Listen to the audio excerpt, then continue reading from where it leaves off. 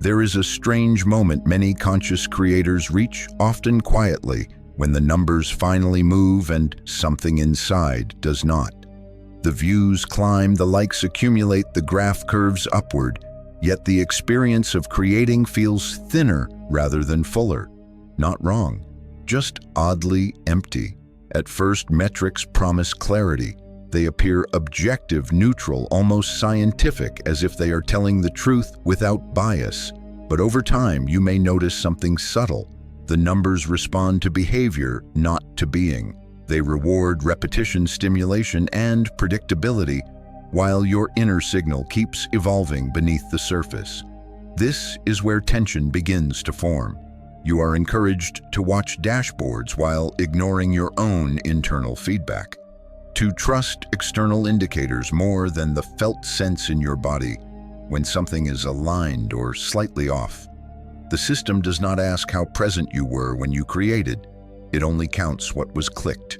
Many creators feel this as a low-grade fatigue, not burnout yet, more like a quiet erosion of meaning where each piece of content performs, but fewer of them feel like you. The gap widens between what grows and what feels true. The illusion is not that metrics are useless. The illusion is that they are complete. Numbers can describe motion, but they cannot register coherence. They can measure reach, but not resonance.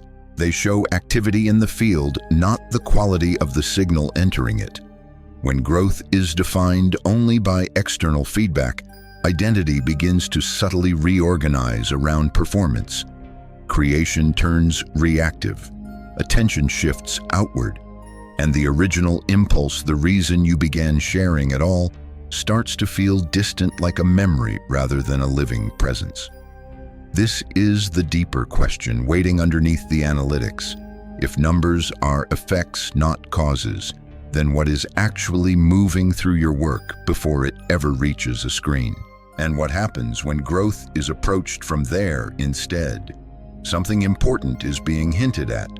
Once attention drifts outward long enough, a different kind of pressure quietly takes over. Not urgency, adaptation. The algorithm does not demand that you abandon yourself outright. It simply invites small adjustments, tiny calibrations until your creative process becomes a continuous response loop. You notice what performs. You adjust tone, pacing, topic, even timing just slightly. Each change feels harmless. Together they add up. This is how the trap forms, not through force, but through feedback. You begin listening more closely to performance signals than to your own internal cues. What once emerged from curiosity or insight now emerges from prediction. Creation shifts from expression into calculation. At first, this feels efficient. You are learning the system. You are becoming fluent in the rules of distribution. But something subtle starts to happen beneath that fluency. Your attention fractures. Part of you is creating, another part is monitoring, a third is anticipating response. This fragmentation is not dramatic, it is quiet, yet over time it erodes coherence. When attention is split, the signal weakens, not because the content is worse, but because presence is diluted. Your nervous system stays slightly alert, scanning for outcomes rather than resting in expression. The body knows this difference, even when the mind rationalizes it as strategy. This is where many conscious creators feel a strange dissonance. The work is technically better. The reach may even be wider, yet something essential feels less available, less alive, less intimate. The algorithm rewards consistency, but not necessarily integrity. It amplifies patterns, not presence. And when creation is shaped primarily by what is rewarded, identity begins to bend around what is reinforced. You may notice yourself asking different questions now. Not what feels true today, but what should I make next? Not what wants to move through me, but what does the data suggest? None of this is wrong. It is simply incomplete. The trap is believing that optimization equals alignment, that growth equals coherence, that responsiveness equals awareness. In reality, constant adjustment without internal anchoring creates noise. Your message may sharpen, but your signal scatters. The audience senses this not consciously, but somatically. Something feels less grounded, even if it looks more polished. This is why burnout often appears without warning, not from effort alone, but from sustained self-override. From staying slightly out of sync with your own rhythm while telling yourself it is necessary. There is a difference between learning a system and letting a system lead. One preserves authorship, the other slowly hands it away. What begins as strategy can become identity drift. And identity drift always shows up first as fatigue, not failure. If you pause here not to fix anything, just to notice, you may recognize this pattern already. The sense of being productive without feeling present, visible without feeling seen, consistent without feeling coherent. This is not a call to reject the system.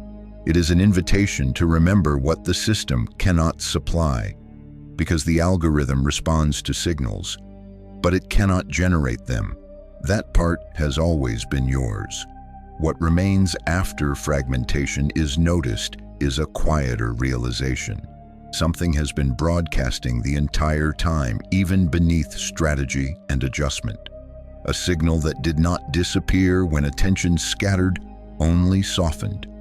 This is where frequency enters not as metaphor alone, but as lived experience. Every creator carries a baseline tone shaped by intention, emotional truth, and the state they inhabit while creating. It is not what you say, it is how present you are when you say it. You may notice this in yourself already. There are moments when you create and time collapses slightly, when the body feels settled, when words arrive without force. And there are moments when everything is correct, yet nothing quite lands. Same skill, different signal.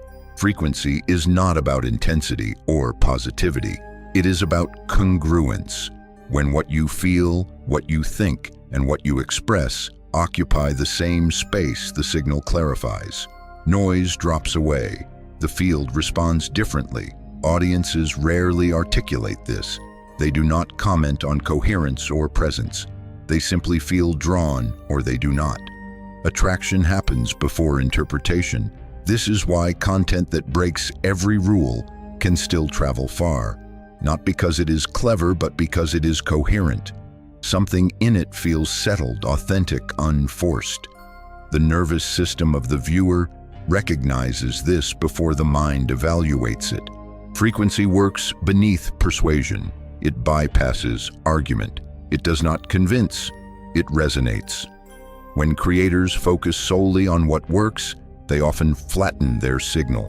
They optimize for familiarity. But when creators tune into what feels alive, even if it seems risky or unclear, the signal sharpens, not louder, cleaner. This does not mean sharing everything. It means creating from the same internal place consistently. A place where intention is not split between expression and outcome. A place where attention rests inside the act itself. You might sense how rare this has become, not because it is difficult, but because it is easily displaced. The moment attention leaves the body and goes searching for response, frequency wavers. The signal fragments again. Magnetic content does not chase attention, it organizes it. People arrive because something in them feels oriented, steadied, or named by what you are broadcasting. This is the quiet shift many creators report when they stop asking what will perform and start noticing how they are being while they create. Not improvement, alignment. The work becomes a tuning fork rather than a message. It does not shout, it vibrates. And those who are already near that tone feel it immediately. They may not know why they trust you. They may not even agree with everything you say, yet something keeps them listening. This is frequency doing what metrics cannot explain. It attracts without effort. It filters without exclusion. It grows slowly, then suddenly, as coherence compounds. Nothing needs to be added for this to begin, only noticed. Because the signal has been present all along. If frequency is felt before it is understood, then resonance is what happens when that signal meets the right listener. Not everyone, not always immediately, but precisely those who are already tuned nearby. This is where a subtle misunderstanding often lingers. Many creators assume resonance is about relatability, about saying what people want to hear or mirroring shared experience. But resonance does not come from sameness. It comes from recognition. When you create from an internally aligned place, you are not performing an identity. You are inhabiting one. The difference is quiet but unmistakable. Performance reaches outward. Embodiment settles inward. Audiences feel this shift instantly, even if they cannot name it. Something in the content stops asking for approval. It no longer leans forward. It stands where it is. This is why chasing what works often dilutes resonance. Each adjustment pulls you slightly away from your own center, flattening edges, smoothing texture, reducing risk. The result may be efficient, but it rarely feels alive. Resonant creation does not begin with analysis. It begins with noticing. Noticing your breath while you speak. Noticing whether your body feels braced or open. Noticing whether you are anticipating reaction or resting inside expression. When these elements align, the work carries a different weight. Not heavier, truer. Viewers sense when content is made from a place of internal permission rather than external validation. It feels grounded, unrushed, even spacious. This is where trust forms, not as loyalty, but as safety. The nervous system of the listener relaxes slightly because nothing is being demanded. The content is not trying to persuade. It is simply present. Resonance amplifies over time because it compounds identity.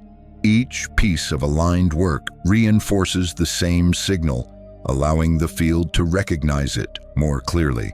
The audience does not grow because you changed. It grows because you stopped changing to be received. This often feels counterintuitive at first. Resonant work may initially reach fewer people.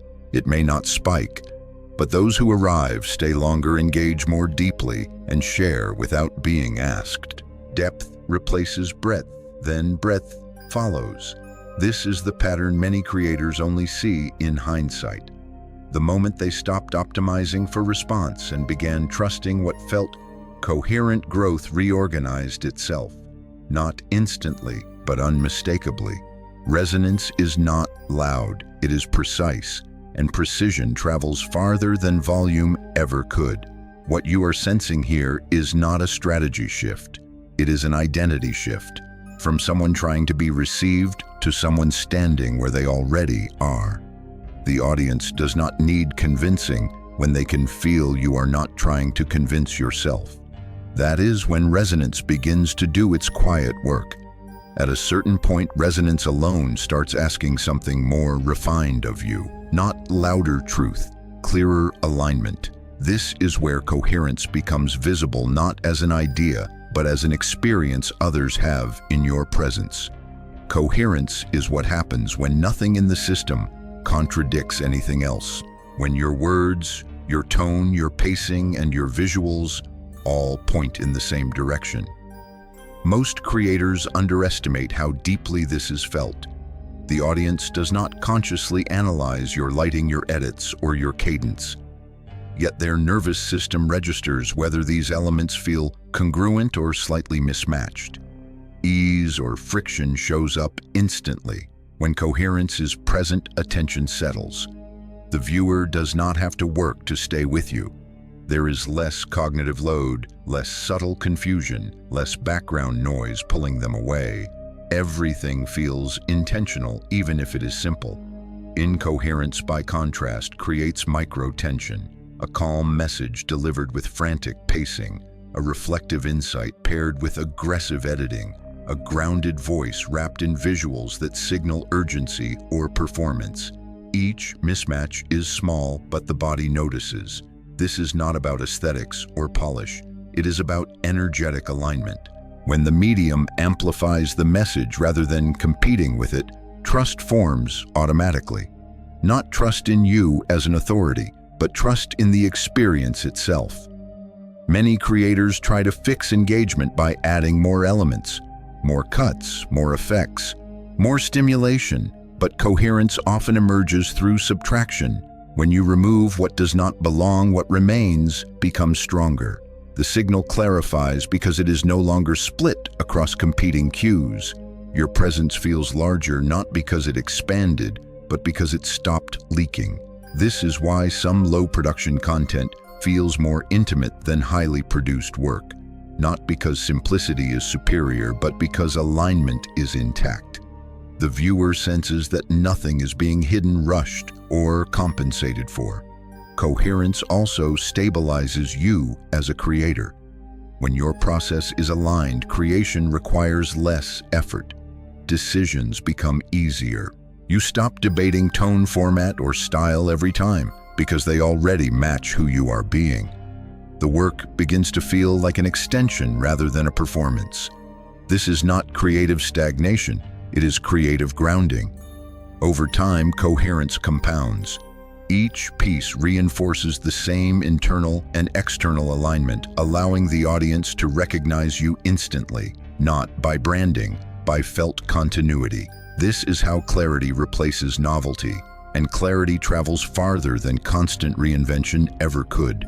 You may notice that when coherence is present, feedback changes, comments deepen, language mirrors back your own. People describe how the content feels, not just what it says. That is the nervous system responding to alignment. Coherence does not demand perfection. It asks for honesty across layers. When nothing in the signal is pretending, the field responds cleanly, and clean signals are easier to receive. This is where growth begins to feel less like effort and more like inevitability, without ever becoming guaranteed. Simply because everything is finally pointing the same way. Once coherence stabilizes, something unexpected happens. The urge to do more begins to soften, not because ambition disappears, but because clarity replaces urgency. This is the moment many creators misinterpret. They assume slowing down means losing momentum. Yet what is actually dissolving is noise, the internal friction that once required constant motion to override. Fragmentation demands effort. Focus generates force. When your creative vision is integrated, each piece of content no longer stands alone. It connects backward and forward, reinforcing a single through line. The audience does not have to reorient themselves each time you speak. They are already inside the field you are holding. This is where scale quietly changes shape. Instead of reaching farther by pushing outward, reach deepens by collapsing inward. The same message expressed from a settled center carries farther than 10 variations created from uncertainty. Many creators discover that fewer outputs begin doing more work, not because the content is optimized, but because it is concentrated. Attention organizes around it naturally. Focus does not mean narrowing your curiosity. It means allowing your core signal to speak without interruption. You stop explaining yourself repeatedly. You stop hedging. You stop diluting insight to make it land. This often feels like risk. You may notice moments where you think, this is all I'm really saying. And instead of expanding, you stay there. That staying is what amplifies impact. When fragmentation dissolves, the body relaxes. The nervous system no longer prepares for correction or response. Creation becomes an extension of identity rather than a task to complete. This is why focused creators often appear calm even when their reach is large. They are not managing multiple versions of themselves. They are inhabiting one. From the audience's perspective, this feels grounding. They know what you stand in, even as your ideas evolve. Change no longer feels destabilizing because the signal beneath it remains consistent. This is how growth accelerates without speeding up. The system begins to recognize you more easily. So does the audience. So do you. Focus also clarifies boundaries. You stop responding to every signal in the environment, not defensively, selectively. This is not withdrawal, it is discernment. When attention is no longer scattered, creative energy stops leaking into comparison, anticipation, or self-monitoring. What remains is presence, and presence scales in ways output never can. You may notice that invitations begin arriving without pursuit. Collaborations, opportunities, conversations that feel aligned rather than opportunistic. This is not coincidence. It is the ripple effect of integration. Focus is not about doing less for its own sake.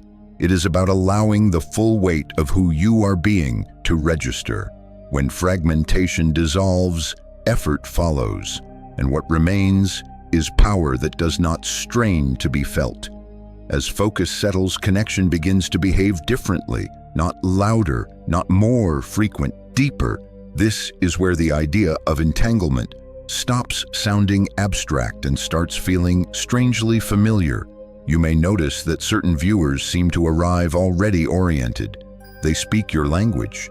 They reference moments you barely remember recording. They feel close even without contact. Entanglement is not about access or intimacy in the conventional sense. It is about shared coherence across distance. When your signal is stable, those who resonate do not need constant reinforcement to stay connected.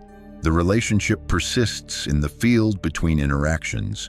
This is why some creators feel present to their audience even when offline.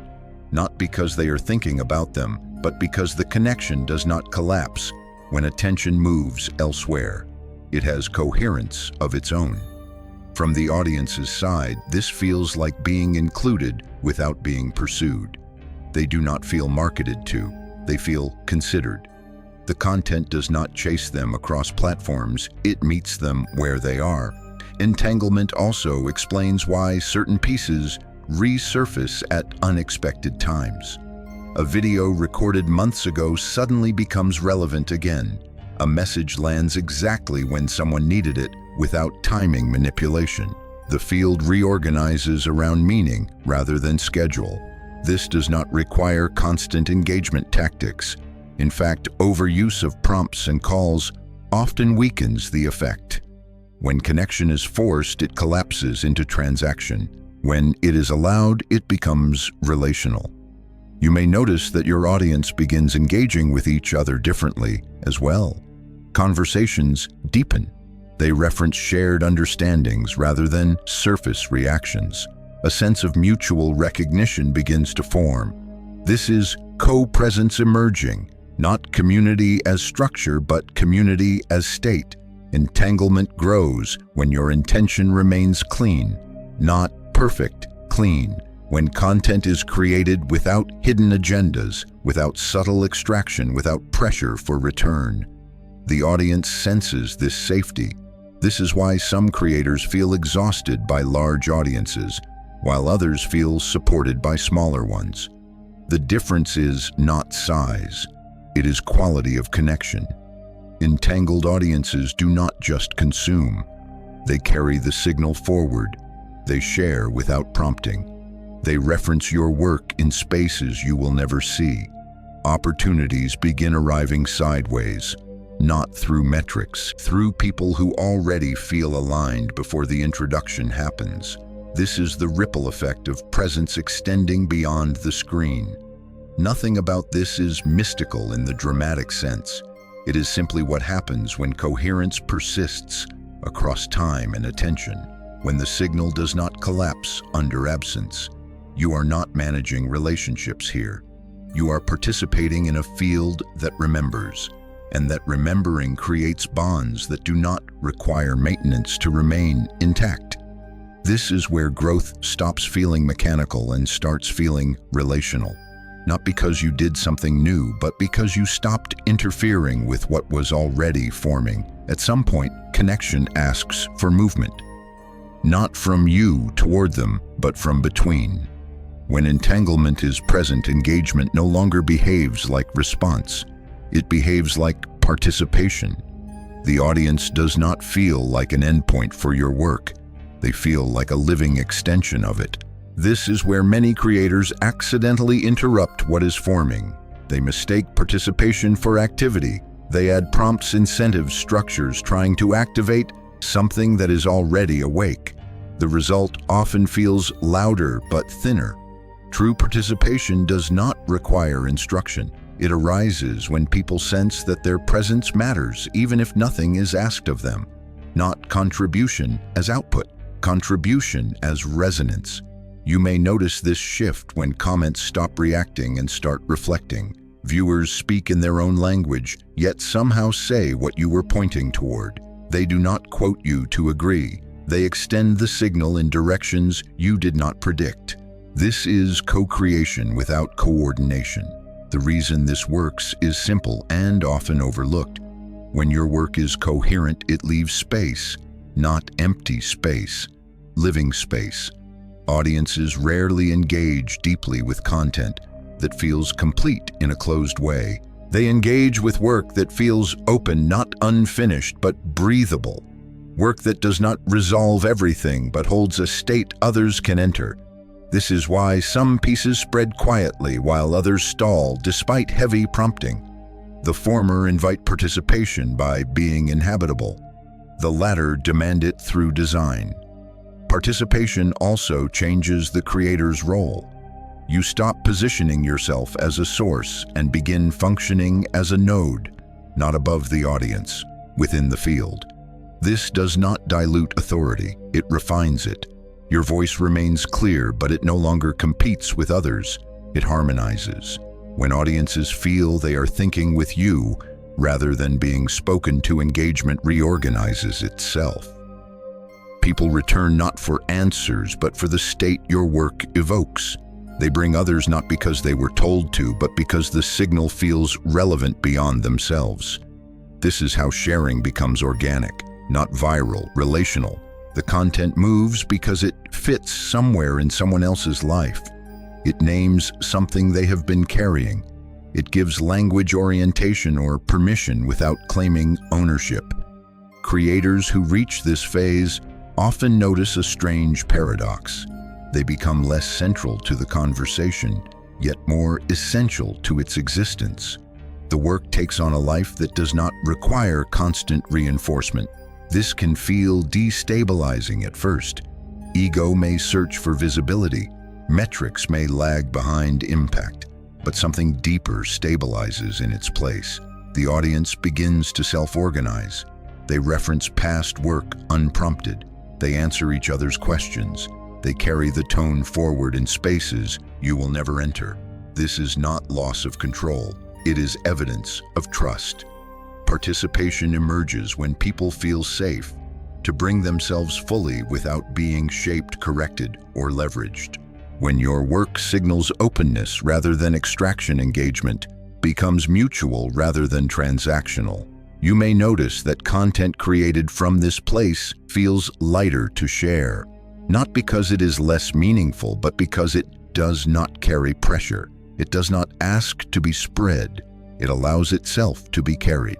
This is where reach begins to decouple from effort, not immediately, but inevitably, because what participates does not disappear when you stop pushing it.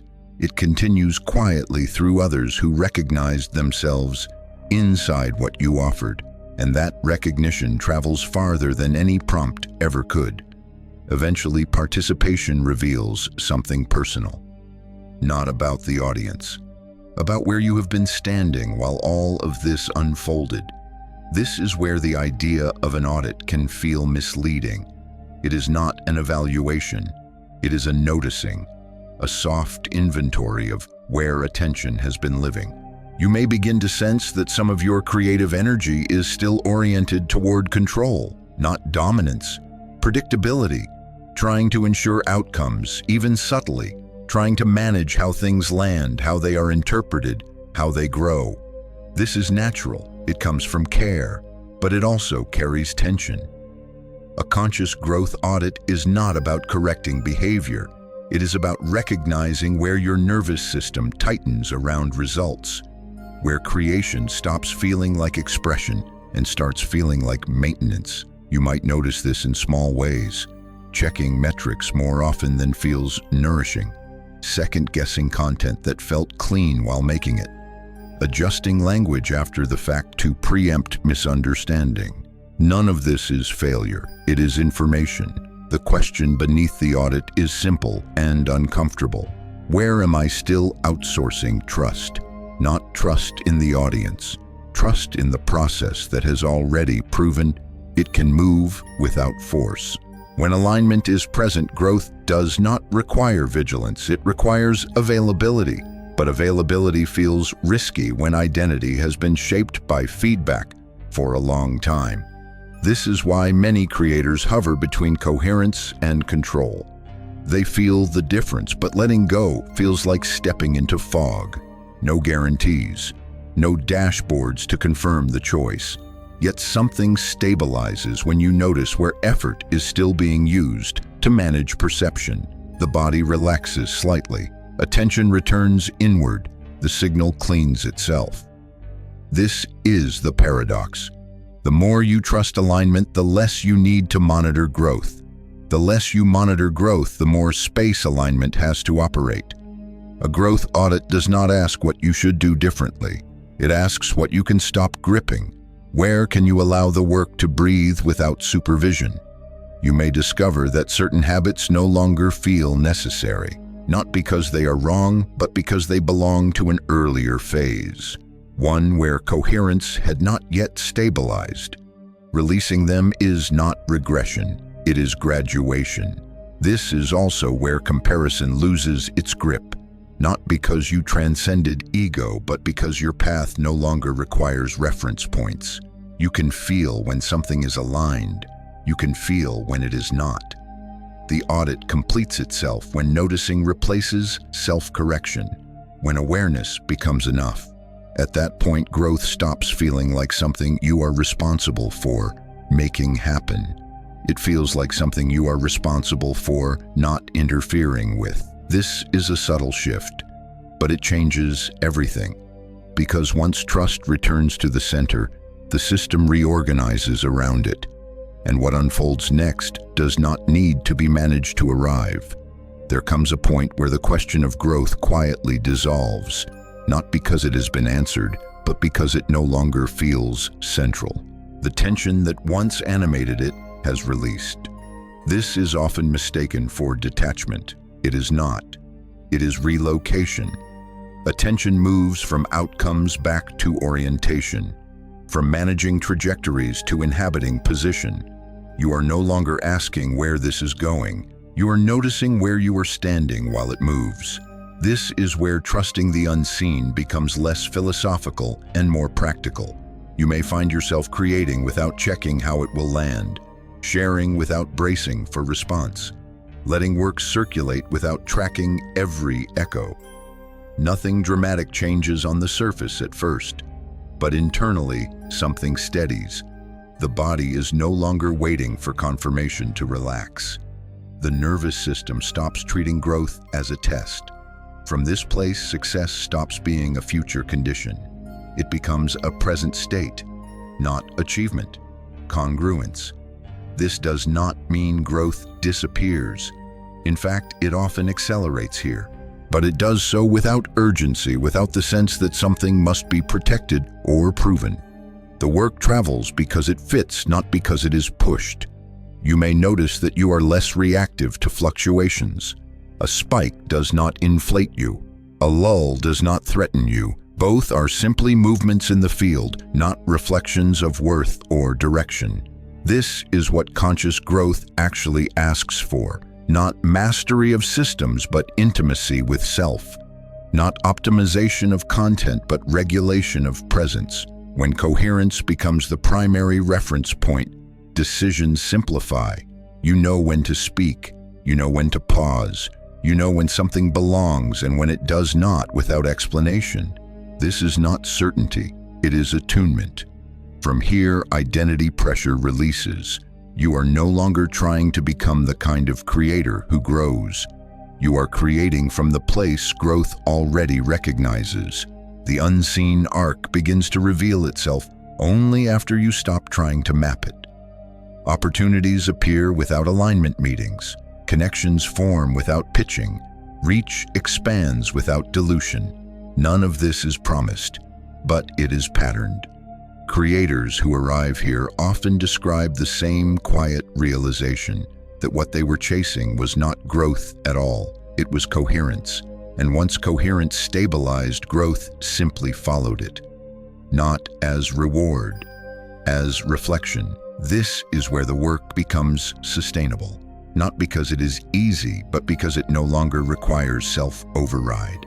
It no longer asks you to leave yourself to move forward. You are already moving. The field is already responding. Nothing needs to be forced from here. Only continued presence as the signal you are being keeps organizing what arrives next. What settles after all of this is not a new method. It is a remembering. You may notice that the pressure to improve, optimize, or reposition has softened, not disappeared, just loosened enough to reveal what was underneath it the whole time. A steady signal that never needed permission to exist.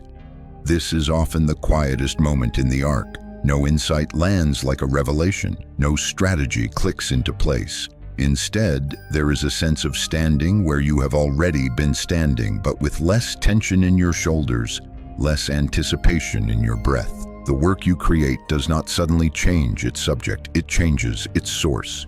You may begin to feel the difference before you can articulate it. Creation feels less like output and more like participation, less like effort and more like orientation. You are no longer asking how to grow. You are noticing how growth responds. Metrics may still matter.